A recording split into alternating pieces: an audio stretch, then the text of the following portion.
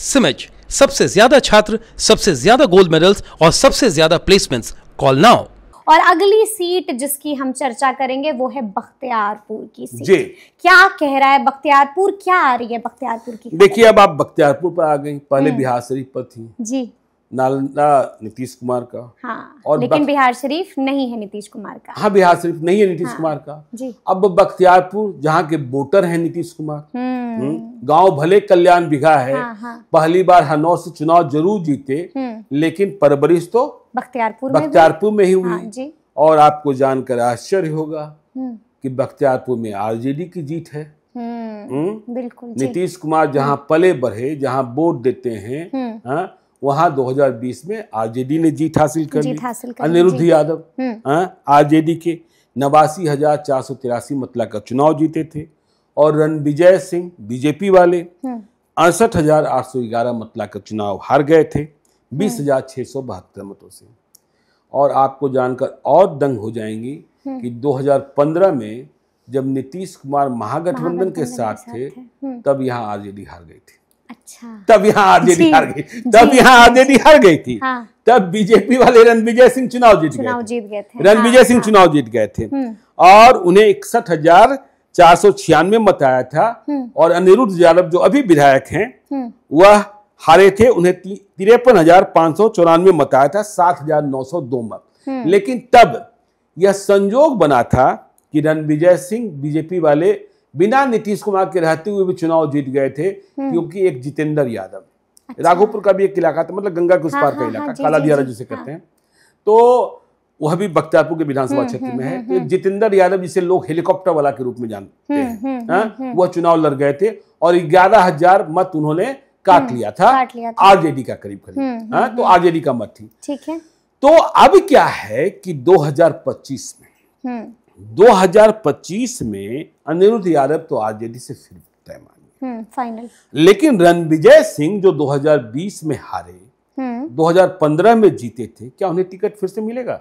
इस पर संशय है, बड़ा प्रश्न चिन्ह है, बड़ा प्रश्न। ये भी एलियस लल्लू मुखिया है, ठीक है ना? ठीक है ना? क्यों संशय है कि 2015 में ही जीते और 2019 के चुनाव में रविशंकर प्रसाद इनके विधानसभा क्षेत्र से पिछड़ गए। अच्छा। हाँ, 2020 में इन्हें फिर से टिकट दिया गया, ये चुनाव हार गए, लेकिन फिर भी 2024 के लोकसभा चुनाव में रविशंकर प्रसाद फिर से इनके विधानसभा क्षेत्र में पिछड़ गए। अच्छा। हाँ, तो सवाल तो बनता है। और वहां किसनौर, मजरौत ये सब भी बहुत झगड़ा है। तो अब वहां कई उम्मीदवार बीजेपी के भीतर बहुत मजबूती से, गौतम यादव पुट्टू की कहानी हमने सुनाई थी, दावेदारी, वह भी दून स्कूल के पढ़े हुए। देखिए, मैं तो फतुआ का रहने वाला हूं और मुझे फतुआ बख्तियारपुर के बीच यह मालूम हुआ कि भाई इधर का भी कोई लड़का दून स्कूल में पढ़ा। हम लोग के लिए तो सपनों का स्कूल था। तो गौतम यादव पुट्टू संगठन करता है। जब भी पटना में कोई बड़ी मीटिंग होती है, सभा होती है, लोगों को लाना होता है, तो वो एक कुणाल यादव की चर्चा चलती रहती है। इधर के दिनों में एक सुधीर यादव की बहुत तेज चर्चा है। तो ये किसनौर हैं, ठीक है ना? हाँ, तो और किसनौर हैं और डॉक्टर विनोद यादव। देखिए, पहली जीत बीजेपी के कैंडिडेट को मिली थी बख्तियारपुर में, डॉक्टर विनोद यादव विधायक हुआ, उनके ये प्रतिनिधि हुआ करते थे। शत्रुघ्न सिन्हा जब बीजेपी के सांसद थे, तब उनके प्रतिनिधि हुआ करते थे। ठीक है ना? और पंचायत समिति, मुखिया, जिला परिषद, जिसको चाहा सुधीर यादव ने अपने बूते, अपने क्षेत्र में जितवाया। ठीक है ना? तो अब सुधीर यादव की चर्चा हो रही है। मतलब बीजेपी में जो घमासान मचा हुआ है, ये किसान मोर्चा से भी जुड़े हुए हैं। बार जिला जो संगठन, बीजेपी में संगठन होता है ना, बार जिला संगठन है, उसके प्रभारी सह प्रवक्ता भी हैं। तो ये जो स्थिति है भाई, अब देखिए, जो ये रणविजय सिंह है, अब कहा जाता है कि रणविजय सिंह वहां भाजपा के ध्वजवाहक हैं, 2 बार टिकट मिला। और रवि मुखिया जैसे लोग चुनाव हार गए, जिला परिषद भी हार गए। तो ये तो बहुत विचित्र वाली बात है। तो अब सुधीर यादव, गौतम पुट्टू यादव और ये रणविजय सिंह, इनके बीच टक्कर चल रही है। कुणाल यादव, इनके बीच टक्कर चल रही है, टिकट किसको? और सबके अपने अपने तर्क हैं।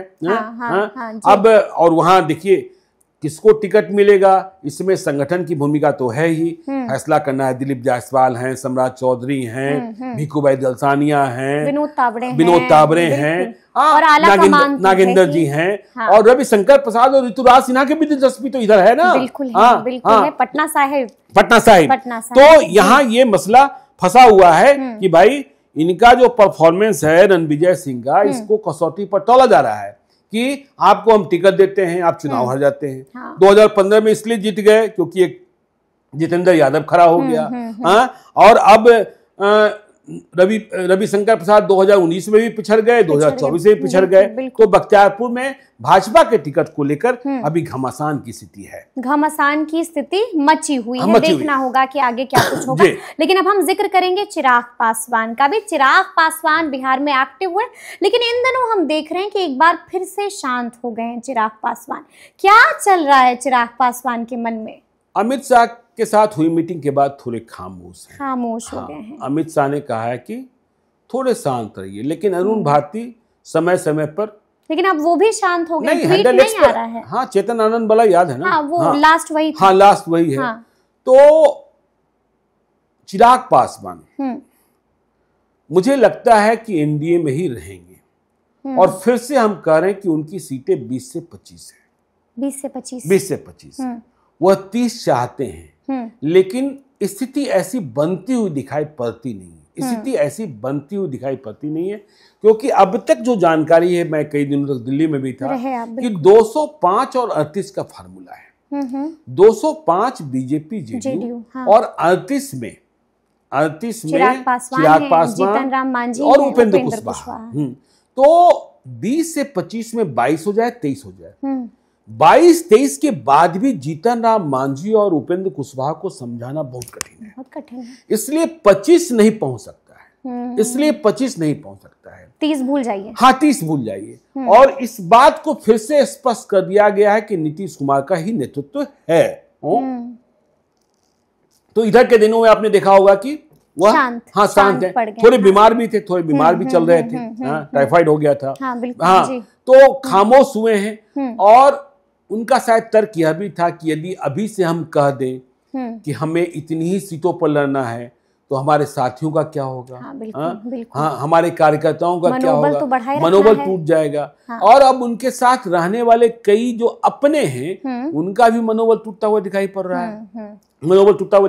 वैसे राखी के मौके पर उन्होंने दिखा आपने किस तरीके से राखियां बनवाई हैं। तो चिराग पासवान एनडीए में ही रहेंगे। चिराग प्रशांत किशोर के दोस्त हैं, लेकिन हमने अभी एक इंटरव्यू में सुना कि भाई चिराग पासवान में उतनी हिम्मत तो है कि 2020 में हमने अकेले इतनी सीटों पर लड़ा। यह बात उन्होंने कही कि हम में इतनी हिम्मत तो है। अभी तो भाई अकेले प्रशांत किशोर ही कह रहे हैं ना कि हम 243 पर लड़ेंगे। तो ये स्थिति चिराग पासवान को रहना चाहिए एनडीए के भीतर ही। यानी कि चिराग पासवान इधर उधर तो नहीं होने जा रहे हैं। बिल्कुल।